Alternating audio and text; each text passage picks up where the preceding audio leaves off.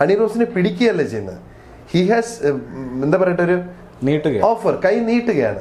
ആ കൈ പിടിച്ചത് ഹണി റോസാണ്.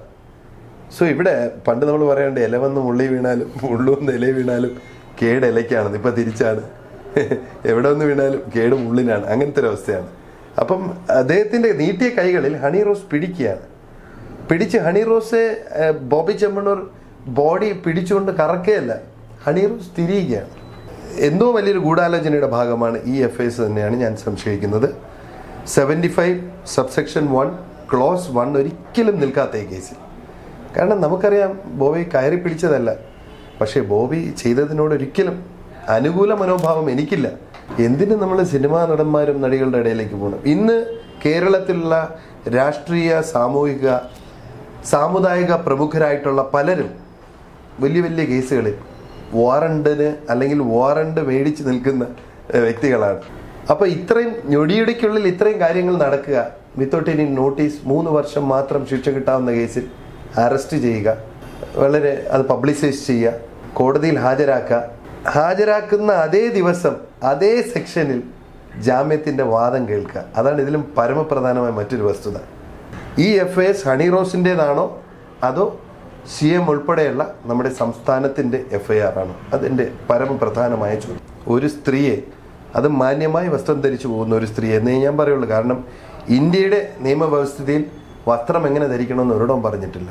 ഇതിലെ ഇര ഇൻ്റർവ്യൂവിൽ പറയുണ്ടായി, ഞാൻ ഈ പരാതി കൊടുക്കുന്നതിന് മുമ്പ് CM-നോടും മുഖ്യമന്ത്രിയോടും DGP-യോടും ADGP-യോടും ഇവൻ കമ്മീഷണറോടും ആലോചിച്ചാണ് തീരുമാനമെടുത്തത്.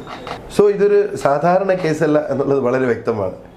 എനിക്ക് VIP പരിഗണന കിട്ടിയ കേസ്. അബ്സല്യൂട്ട്. നമസ്കാരം അഡ്വക്കേറ്റ് ബേലിൻദാസ്. ഇപ്പോൾ കേരളം ചർച്ച ചെയ്യുന്ന 2 ദിവസം കൊണ്ട് ചർച്ച ചെയ്യുന്ന ഒരു വലിയ സംഭവമാണ് ബോബി ചെമ്മണ്ണൂർ ഹണി റോസ് വിഷയം.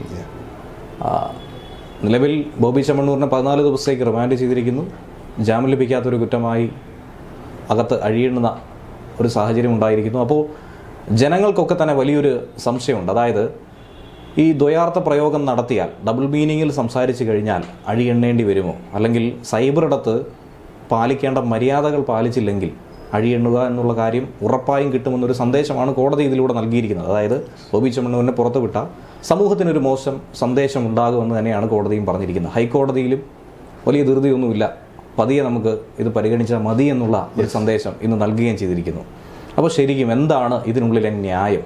ബോബി ചെമ്മണ്ണൂരിനെ അനുകൂലിച്ച് ഒരു വിഭാഗം ആളുകൾ നിൽക്കുന്നു, എതിർത്തുകൊണ്ട് ഒരു വിഭാഗമുണ്ട്. അതുപോലെ തന്നെ ഹണി റോസിൻ്റെ ഭാഗത്തും അതിനെ വിമർശിക്കുന്നവരുണ്ട്, അനുകൂലിക്കുന്നവരുണ്ട്. ശരിയായ വസ്തുത എന്താണ്? നമ്മൾ മലയാളികളുടെ ഒരു ബേസിക് ടെൻഡൻസി, ഒരു ഇഷ്യൂ ഉണ്ടാകുമ്പോഴേക്കും നമ്മളെപ്പോഴും ഒരു സൈഡ് ശരിയാറുണ്ട്. നമ്മൾ ഇരയോടൊപ്പം, വേട്ടക്കാരനോടൊപ്പം, അല്ലെങ്കിൽ വാദിയോടൊപ്പം, പ്രതിയോടൊപ്പം, അല്ലെങ്കിൽ UDF-നോടൊപ്പം, LDF-നോടൊപ്പം. അതൊരു തെറ്റായ ഒരു രീതിയാണ്.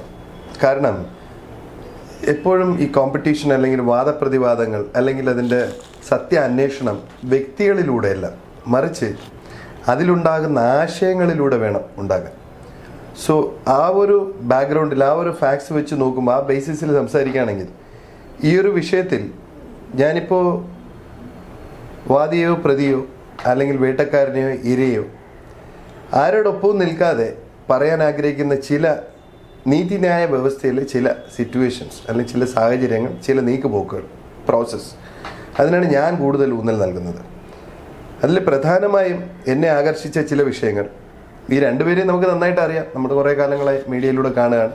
അതുകൊണ്ട് അവരുടെ മെറിറ്റ് ഡിമെറിറ്റ്സിലേക്കൊന്നും നമ്മൾ പോകുന്നില്ല. രണ്ടുപേരും നല്ല വ്യക്തികളാണ്, പല നല്ല കാര്യങ്ങളും ചെയ്യുന്നുണ്ട്. മോശം വ്യക്തികളാണെന്ന് ചോദിച്ചു കഴിഞ്ഞാൽ ഏതായാലും നിയമം ഇതുവരെ അങ്ങനെ തെളിയിച്ചിട്ടില്ല, അല്ലെങ്കിൽ അങ്ങനെ പറഞ്ഞിട്ടില്ല. അതുകൊണ്ട് നമ്മളത് പറയാനും ബാധ്യസ്ഥരുമല്ല. പിന്നെ നമ്മൾ ഈ കണ്ടത് വിഷ്വലായി നമ്മളെല്ലാവരും കണ്ടതാണ്. ബോബി ചെമ്മണ്ണൂർ കൈ ഉയർത്തുന്നു, ഹണി റോസ് ബോബി ചെമ്മണ്ണൂരിൻ്റെ കയ്യിൽ പിടിക്കുന്നു, ബോബി ചെമ്മണ്ണൂർ ഹണി റോസിനെ ഒരു വട്ടം കറക്കുന്നു, തുടർന്ന് വീണ്ടും മാലയുടെ പിൻവശം കാണേണ്ടതല്ലേ എന്ന് വീണ്ടും കറക്കുന്നു. അതിനു മുമ്പേ തന്നെ ഹണിയില്ല റോസ് കൊടുക്കുന്നു. അങ്ങനെ പിന്നെ കുന്തി ദേവിയോട് ഉപമിക്കുന്നു. കുന്തി ദേവി എന്ന് പറഞ്ഞ് അതിൽ അഭിനയിച്ച, മഹാഭാരതത്തിലെ സീരിയലിൽ അഭിനയിച്ച നടിയോട് ഉപമിക്കുന്നു. അങ്ങനെ ഒരുപാട് വിഷയങ്ങൾ. അപ്പോൾ ഇവിടുത്തെ ചോദ്യം ദ്വയാർത്ഥ പ്രയോഗം എന്നത് ഇന്ത്യൻ നിയമത്തിൽ ഇതുവരെ സാധാരണഗതിയിൽ നിർവചിക്കപ്പെട്ടിട്ടില്ലാത്തതും അങ്ങനെ വലിയൊരു ഗ്രേവ് ഒഫൻസായിട്ട് ഇല്ലാത്തൊരു സിറ്റുവേഷനാണ്. പക്ഷേ ആ ദ്വയാർത്ഥ പ്രയോഗത്തിലൂടെ സെക്ഷൽ ഹരാസ്മെൻറ്റിലേക്കാണ് ഇപ്പോൾ എന്താണല്ലോ സംഭവിച്ചത്. Section 75 of BNS. BNSന്റെ സെക്ഷൻ 75 സബ്സെക്ഷൻ 1 അതിൽ 4 ക്ലോസസ് പറഞ്ഞിട്ടുണ്ട്. ആ 4 ക്ലോസസ് ആണ് ഹറാസ്മെന്റിനെ കുറിച്ച് കൂടുതൽ പറയുന്നത്. 4 ക്ലോസിൽ പ്രധാനമായിട്ടും ക്ലോസ് 1 പറയുന്നത് കയറി പിടിക്കുക, അല്ലെങ്കിൽ body contact with a sexual intention. അങ്ങനെ അത്തരത്തിലൊരു ഒരു ഇൻവിറ്റേഷനോട് കൂടി ശരീരത്തിൽ പിടിക്കുക എന്നുള്ളതാണ് സബ്സെക്ഷൻ ക്ലോസ് 1. ക്ലോസ് 2 പറയുന്നത് ആ സ്ത്രീയുടെ അനുവാദമില്ലാതെ, ക്ലോസ് 3 പറയുന്നത് ആ സ്ത്രീയുടെ അനുവാദമില്ലാതെ അവരുടെ ഫോൺ വീഡിയോ പുറത്തേക്ക് വിടുക എന്നുള്ളതാണ്. അത്തരത്തിലുള്ള സെക്ഷൽ ഹറാസ്മെന്റ് 4 കാര്യങ്ങളെ കുറിച്ചാണ്. അതിൽ ഈ 4th ക്ലോസ് ആണ് ശരിക്കും നമ്മുടെ ഈ ബോബി ചെമ്മണ്ണൂരിന്റെ ഈ ക്രൈമിൽ 60ൽ നിൽക്കുന്ന ഒരു പ്രൊവിഷൻ. അതോടൊപ്പം IT ആക്ട്. ക്ലോസ് 1 ഒരിക്കലും നിൽക്കാത്തൊരു കാര്യമാണ്. അത് ഹൈക്കോടതി തീർച്ചയായും അത് കോഷ് ചെയ്യും. ഹൈക്കോടതിയിൽ തന്നെ 75(1) സബ്സെക്ഷൻ 1 ക്ലോസ് 1 ഒരിക്കലും നിൽക്കില്ല എന്ന് ഹൈക്കോടതി തന്നെ വിധി എഴുതും. അതിലൊരു സംശയമില്ല. എന്തായാലും ബഹുമാനപ്പെട്ട മജിസ്ട്രേറ്റ് കോടതി ഇപ്പോൾ പറഞ്ഞിരിക്കുകയാണ് സെക്ഷൻസ് നിൽക്കും എന്ന് തന്നെ പറഞ്ഞുകൊണ്ടാണ് ബെയിൽ ആപ്ലിക്കേഷൻ ഇന്നലെ ഡിസ്മിസ് ചെയ്തത്. അപ്പോൾ എന്നെ അമ്പരപ്പിച്ച 1-2 വസ്തുത ഈ കേസുമായി ബന്ധപ്പെട്ട് സാധാരണ നീതിന്യായ വ്യവസ്ഥകളിൽ നടക്കാത്ത തികച്ചും അസ്വാഭാവികമായ ചില വസ്തുതകളാണ്. അതിൽ പരമപ്രധാനമായത്, ഇതിലെ ഇര ഇൻ്റർവ്യൂവിൽ പറയുണ്ടായി, ഞാൻ ഈ പരാതി കൊടുക്കുന്നതിന് മുമ്പ് CM-നോടും ബഹുമാനപ്പെട്ട മുഖ്യമന്ത്രിയോടും DGP-യോടും ADGP-യോടും ഇവൻ കമ്മീഷണറോടും ആലോചിച്ചാണ് തീരുമാനമെടുത്തത്. സോ ഇതൊരു സാധാരണ കേസല്ല എന്നുള്ളത് വളരെ വ്യക്തമാണ്. എനിക്ക് VIP പരിഗണന കിട്ടിയ കേസ്. അബ്സല്യൂട്ട്ലി. തുടക്കം മുതൽ, even from the beginning, prior to the registration of FIS കൊടുക്കും മുമ്പേ VIP പരിഗണന കിട്ടപ്പെട്ട ഒരു കേസാണ് ഈ കേസ്. അതിൽ യാതൊരു സംശയമില്ല. അത് ഹണി റോസിൻ്റെ തന്നെ ഇൻ്റർവ്യൂവിൽ അവർ വ്യക്തമായിട്ട് പറയുന്നുണ്ട്. നമ്മളൊക്കെ സാധാരണ ഒരു കുറ്റം സംഭവിച്ചു കഴിഞ്ഞാൽ നമ്മൾ നേരെ പോലീസ് സ്റ്റേഷനിൽ ചെല്ലും, അല്ലെങ്കിൽ ആശുപത്രി ചെല്ലും, അവിടുത്തെ ഡീറ്റെയിൽസുമായി പോലീസ് സ്റ്റേഷനിൽ പോകും. നമ്മളെന്താ ചെയ്യുക, പോലീസിനോട് വിവരം പറയും, പരാതി എഴുതി കൊടുക്കും. പിന്നെ ചിലപ്പോൾ നമ്മൾ കുറേ ദിവസം തേരാപാര ഓടും, FIR രജിസ്റ്റർ ആവില്ല, കമ്മീഷൻ ഓഫീസിൽ പോകും, പിന്നെ പ്രൈവറ്റ് കംപ്ലയിൻറ്റ് ഇടും. അതൊക്കെയാണ് സാധാരണ സംഭവിച്ചു വരാറ് പലപ്പോഴും.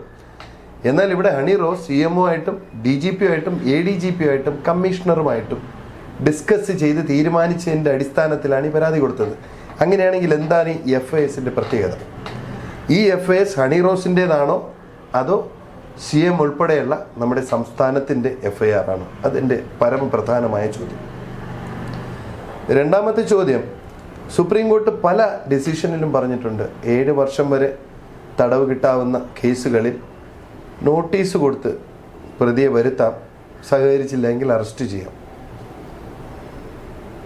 ഇവിടെ 7-ാം തീയതി പരാതി കൊടുക്കുന്നു, 7-ാം തീയതി പരാതി കൊടുക്കുന്നു, 8-ാം തീയതി രാവിലെ അറസ്റ്റ് ചെയ്യുന്നു, 8-ാം തീയതി മുഴുവൻ പോലീസ് ജീപ്പിൽ കൊണ്ടുപോകുന്നു, 9-ാം തീയതി കസ്റ്റഡിയിലാകുന്നു, മജിസ്ട്രേറ്റ് ബെയിൽ തള്ളുന്നു. ഇതെല്ലാം ഞൊടിയിടയ്ക്കുള്ളിൽ നടന്നിരിക്കുകയാണ്. നമ്മുടെ സംസ്ഥാന സർക്കാരും നമ്മുടെ സംസ്ഥാന പോലീസും ഇത്രയും ജാഗരൂകരാണോ എന്നുള്ള കാര്യത്തിൽ എനിക്ക് വളരെയധികം സംശയമുണ്ട്.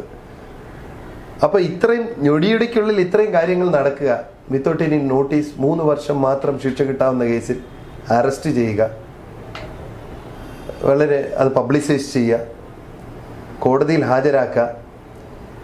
ഹാജരാക്കുന്ന അതേ ദിവസം അതേ സെക്ഷനിൽ ജാമ്യത്തിൻ്റെ വാദം കേൾക്കുക. അതാണ് ഇതിലും പരമപ്രധാനമായ മറ്റൊരു വസ്തുത. അന്നേ ദിവസം തന്നെ വാദം കേൾക്കുക, അന്നേ ദിവസം വിധി പറയുക, റിമാൻഡ് ചെയ്യുക. ഇതെല്ലാം കൂടെ കൂട്ടി വായിക്കുമ്പോൾ ഇതിൽ എന്തോ നാടകീയത ഉണ്ടോ എന്നുള്ള കാര്യത്തിൽ സംശയിക്കേണ്ടിയിരിക്കുന്നു.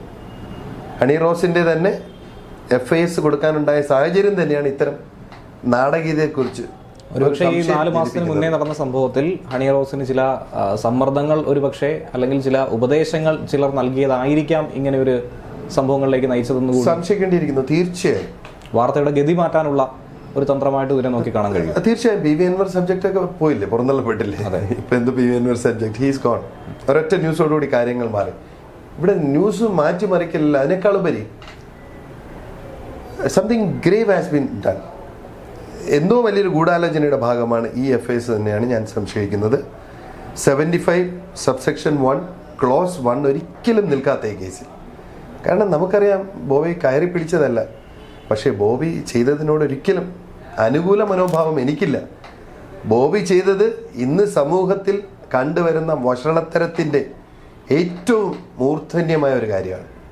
ഒരു സ്ത്രീയെ, അത് മാന്യമായി വസ്ത്രം ധരിച്ചു പോകുന്ന ഒരു സ്ത്രീ എന്നേ ഞാൻ പറയുള്ളൂ. കാരണം ഇന്ത്യയുടെ നിയമവ്യവസ്ഥയിൽ വസ്ത്രം എങ്ങനെ ധരിക്കണമെന്ന് ഒരിടവും പറഞ്ഞിട്ടില്ല. And she is beautiful also. Honey Rose നല്ലൊരു മോഡലാണ്, നല്ല രീതിയിൽ വസ്ത്രം ധരിക്കുന്ന ഒരു വ്യക്തിയാണ്. അപ്പോൾ അത്തരത്തിലുള്ള ഒരു വ്യക്തിക്കെതിരെ ബോബി ചെമ്മണ്ണൂർ നടത്തിയ പരാമർശം ഒരിക്കലും ക്ഷമ അർഹിക്കുന്നില്ല. പക്ഷേ ഈ പരാതിന്മേൽ ബോബിക്കെതിരെ ഉണ്ടായ നടപടികൾ തികച്ചും നാടകീയമാണ് എന്നുള്ളതാണ് എൻ്റെ സംശയം. അതായത് പലരും കുറ്റപ്പെടുത്തുന്നുണ്ട്, ഇപ്പോൾ പെൺകുട്ടികളെ പീഡിപ്പിച്ച, അതിന് കൊച്ചുകുട്ടികളോട് പോലും ലൈംഗിക അതിക്രമം നടത്തിയിട്ടുള്ള പലരും വിലസി നടക്കുന്ന ഈ നാട്ടിലാണ് ഇങ്ങനെ ഒരു ചേഷ്ട കാണിച്ചു, ഡബിൾ മീനിങ്ങോടുകൂടി സംസാരിച്ചു എന്ന് പറഞ്ഞ് കൊലക്കേസിലെ പുള്ളിയെ അറസ്റ്റ് ചെയ്യുന്നത് പോലെ ബോബി ചെമ്മണ്ണൂരെ കൊണ്ടുപോവുകയും ഒരു പഴുതുപോലുമില്ലാതെ പഴുത് മുഴുവൻ അടച്ചുകൊണ്ട് ഒറ്റ ദിവസം കൊണ്ട് ഇത്രയും വലിയൊരു സംഗതി പോലീസ് പ്ലാൻ ചെയ്തത് എന്ന രീതിയിലുള്ള വിമർശനങ്ങളൊക്കെ തന്നെ കേൾക്കുന്നുണ്ട്. അപ്പോൾ അതിനോട് എങ്ങനെയാണ് പ്രതികരിക്കുന്നത്? തീർച്ചയായും അത് സ്വാഗതാർഹമായ ഒരു അഭിപ്രായമാണ് ജനങ്ങളുടെ. കാരണം നമ്മൾ കണ്ടതാണ്, മുകേഷൊക്കെ പീഡന കേസിലെ പ്രതിയായിരുന്നു. മുകേഷ് സുഖമായി പീഡന കേസ് നിൽക്കുമ്പോഴും വളരെ സുഖമായി പോലീസിനോടൊപ്പം സ്റ്റേറ്റിനോടൊപ്പം നിന്നുകൊണ്ട് തന്നെ ജാമ്യം കരസ്ഥമാക്കി. അതുപോലെ മറ്റു പല നടന്മാരും, യുവനടന്മാർ പീഡന കേസിൽ 376 നിൽക്കവേ തന്നെ അവർ പ്രസ് മീറ്റ് നടത്തിയായിരുന്നു. പോലീസ് നിൽക്കവേ അവർ പ്രസ് മീറ്റ് നടത്തി. എന്തിന് നമ്മൾ സിനിമാ നടന്മാരും നടികളുടെ ഇടയിലേക്ക് പോകണം? ഇന്ന് കേരളത്തിലുള്ള രാഷ്ട്രീയ, സാമൂഹിക, സാമുദായിക പ്രമുഖരായിട്ടുള്ള പലരും വലിയ വലിയ കേസുകളിൽ വാറണ്ടിന് അല്ലെങ്കിൽ വാറണ്ട് മേടിച്ച് നിൽക്കുന്ന വ്യക്തികളാണ്. ഈ പ്രതികളൊക്കെ തന്നെ ഇന്ന് പലപ്പോഴും പല ക്രിസ്മസിനും ന്യൂ ഇയറിനും ഈസ്റ്ററിനും അല്ലെങ്കിൽ നമ്മുടെ ഓണത്തിനുമൊക്കെ മുഖ്യമന്ത്രിയോടൊപ്പം DGPയോടൊപ്പം ആഘോഷിക്കുന്ന ചിത്രങ്ങൾ നമ്മുടെ സമൂഹ മാധ്യമങ്ങളിൽ വിരളമൊന്നുമല്ല. സോ ചുരുക്കത്തിൽ ഇവിടെ നിയമത്തെക്കാൾ ഉപരി ഇതിനെ കൺട്രോൾ ചെയ്യുന്ന മറ്റൊരു സംവിധാനമുണ്ട് എന്നാണ് ഞാൻ വിശ്വസിക്കാൻ ആഗ്രഹിക്കുന്നത്. ആ സംവിധാനമാണ് ഇതിനെയൊക്കെ ചലിപ്പിക്കുന്നത്. സാധാരണക്കാരൻ ഒരുത്തൻ ഒരു പരാതിയുമായി ചെന്നാൽ മാസങ്ങളും വർഷങ്ങളും എടുത്ത് നടപടി ഉണ്ടാകുന്ന അത്രയും ചെറിയൊരു വിഷയത്തിൽ സ്റ്റേറ്റ് 24 മണിക്കൂറിനകത്ത് ഇത്തരത്തിലൊരു തീരുമാനമെടുക്കുക, അതും സ്റ്റേറ്റിൻ്റെയും എല്ലാ മിഷണറിയുടെയും സഹായത്തോടു കൂടി ഇത്തരത്തിലൊരു പരാതി ബോധിപ്പിച്ചു എന്ന് പരാതിക്കാരി തന്നെ അവകാശപ്പെടുക.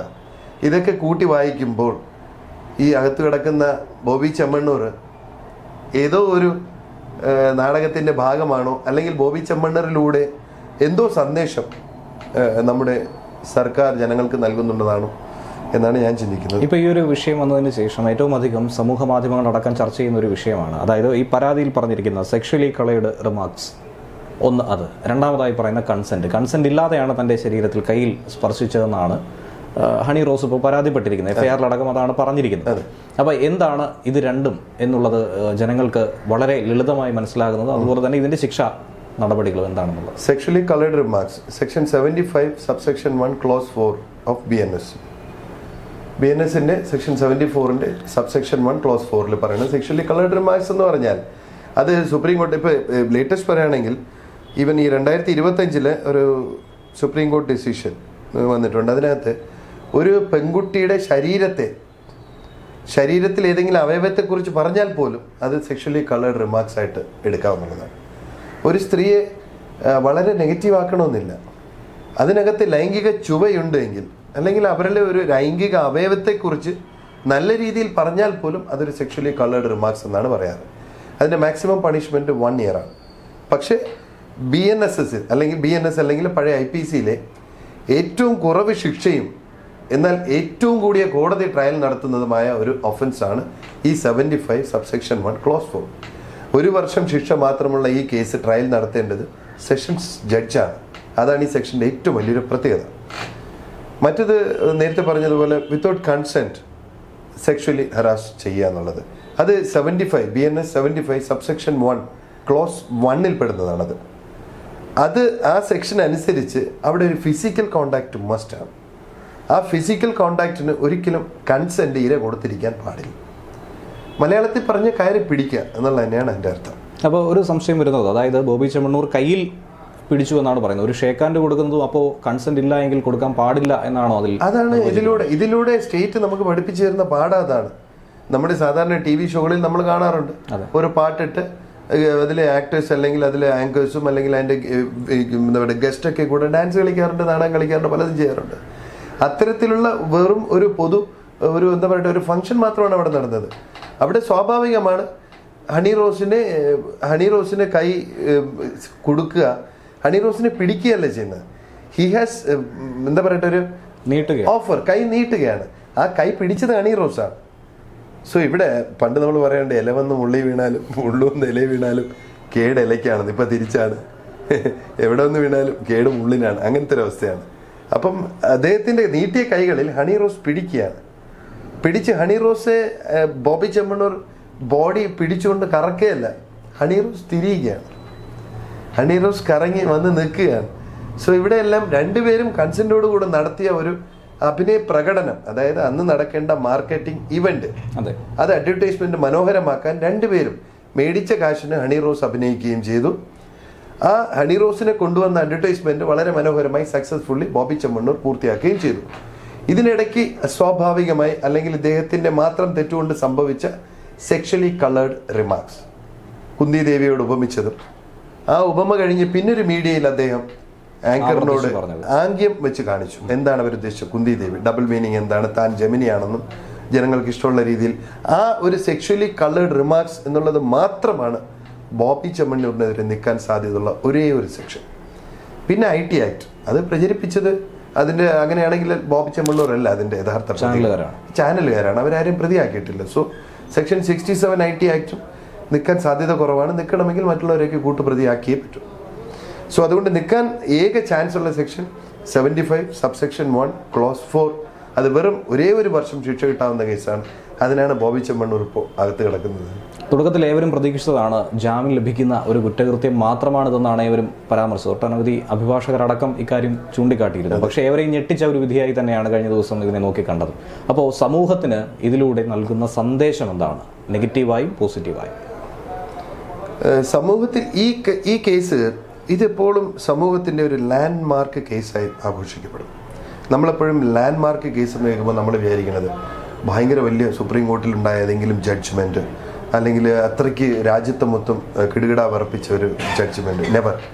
ഞാനിതിനെ ലാൻഡ് മാർക്ക് എന്ന് പറയാൻ കാര്യം, ഇന്ന് നമ്മുടെ പ്രത്യേകിച്ച് മലയാള ചാനലുകളിലും മലയാള TV ഷോകളിലും മലയാള സ്റ്റേജ് പ്രോഗ്രാംസിലും നാം ഇന്ന് വരുന്ന വഷളത്തരത്തിന് ഇതോടുകൂടി ഒരു അന്ത്യം കുറിക്കപ്പെടും. അത് സത്യമാണ്.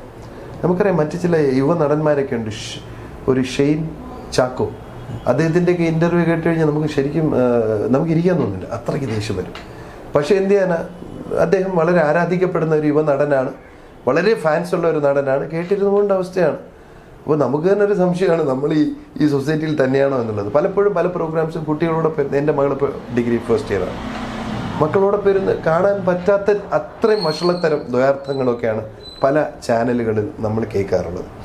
അപ്പോൾ അതുകൊണ്ട് ഇത് കേരളത്തിൻ്റെ സംസ്കാരത്തെ സംബന്ധിച്ചിടത്തോളം ഒരു ലാൻഡ് മാർക്ക് ജഡ്ജ്മെൻറ്റ് തന്നെയായിരിക്കും, അതിൽ യാതൊരു സംശയമില്ല.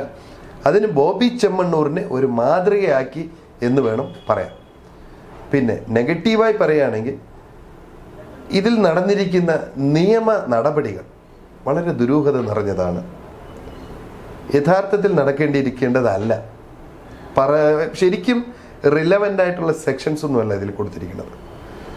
പിന്നെ മനഃപൂർവ്വമായ എന്തോ ഒരു താല്പര്യം, അതിപ്പോൾ രാഷ്ട്രീയമാകാം, വ്യക്തിയാകാം, അല്ലെങ്കിൽ വളർന്നു വരുന്ന ഒരു ബിസിനസ്മാൻ, അല്ലെങ്കിൽ അത്രയും സ്വാധീനമുള്ള ഒരു ബിസിനസ്മാൻ, അല്ലെങ്കിൽ പാവങ്ങളെ സഹായിക്കുന്ന ജനങ്ങളുടെ മേൽ കുറച്ച് കൂടുതൽ എന്താ പറയട്ടൊരു ഇമ്പാക്റ്റ് ഉള്ള ഒരു സോഷ്യൽ ആക്ടിവിസ്റ്റ് തളയ്ക്കാനുള്ളതായിരിക്കാം. അത് നമുക്ക് വളരെയധികം ആലോചിക്കേണ്ടിയിരിക്കുന്നു.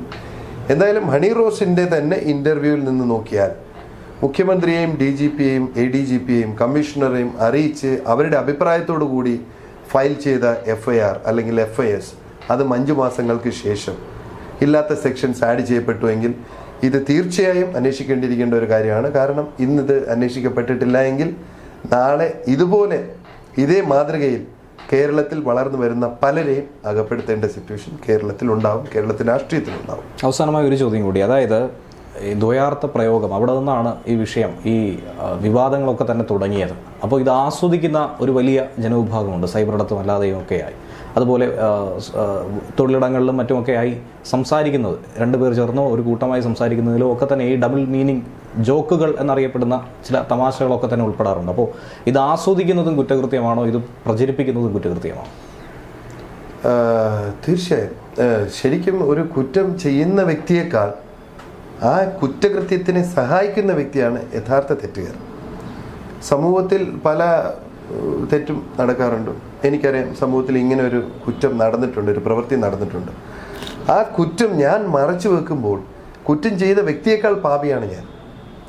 സോ തീർച്ചയായും ഇത്തരത്തിലുള്ള കാര്യങ്ങൾ ആസ്വദിക്കുകയും അതിനെ സപ്പോർട്ട് ചെയ്യും അല്ലെങ്കിൽ അതിനോടൊപ്പം യാത്രയും ചെയ്യുന്ന ജനങ്ങൾ തീർച്ചയായും ചെയ്ത വ്യക്തികളെ പോലെ തന്നെ കുറ്റക്കാരാണ്. കാരണം ഇത്തരത്തിലുള്ള ആസ്വാദനം ഇല്ല എങ്കിൽ, ഇത്തരത്തിലുള്ള ഒരു കസ്റ്റമേഴ്സ് ഇല്ല എങ്കിൽ, അല്ലെങ്കിൽ അത് കേൾക്കാൻ ആളുകൾ ഇല്ല എങ്കിൽ തീർച്ചയായും ഈ കുറ്റകൃത്യങ്ങൾ അതോടെ തീരും. അതുകൊണ്ട് അത് IT ആക്ടിൽ വളരെ വ്യക്തമായി പറഞ്ഞിട്ടുണ്ട്. ഇത് പ്രചരിപ്പിക്കുന്നവരായാലും അത് ആസ്വദിക്കുന്നവരായാലും ബ്രോഡ്കാസ്റ്റ് ചെയ്യുന്നവരായാലും അതിന് സപ്പോർട്ട് ചെയ്യുന്നവർ, കുടപിടിക്കുന്ന എല്ലാവരും അതിനകത്ത് കുറ്റക്കാരാണ്. പക്ഷേ പ്രശ്നം IT ആക്ട് നല്ലതുപോലെ അല്ലെങ്കിൽ നേരായ രീതിയിൽ നടപ്പിലാക്കാനുള്ള സജ്ജത നമ്മുടെ സംസ്ഥാനത്തിനില്ല. നമുക്കറിയാം ഇന്നും കേരളത്തിലെ ഓരോ ഗ്രാമത്തിലും അല്ലെങ്കിൽ കേരളത്തിലെ ഒരു 50 വീടെടുത്തു കഴിഞ്ഞാൽ അതിൽ ഒരു വ്യക്തിയെങ്കിലും സൈബർ ക്രൈമിൻ്റെ വിക്റ്റിമാണ്. വിസയ്ക്ക് പൈസ കൊടുത്തത്, അല്ലെങ്കിൽ വേറെ ഏതെങ്കിലും ജോബിന് പൈസ കൊടുത്തത്, ഓൺലൈൻ ലോട്ടറി തട്ടിപ്പിനിരയായത്, ഓൺലൈൻ വേറെ ഏതെങ്കിലും തട്ടിപ്പിനിരയായത്, ഇവർക്കാർക്ക് നീതി ലഭിച്ചിട്ടില്ല. കാരണം IT ആക്ട് ഇപ്പോഴും അപര്യാപ്തമാണ്. IT ആക്ട് നടപ്പിലാക്കാൻ സംസ്ഥാനത്തിന് ഇന്നേ വരെ സാധിച്ചിട്ടില്ല. അതാണ് സത്യം.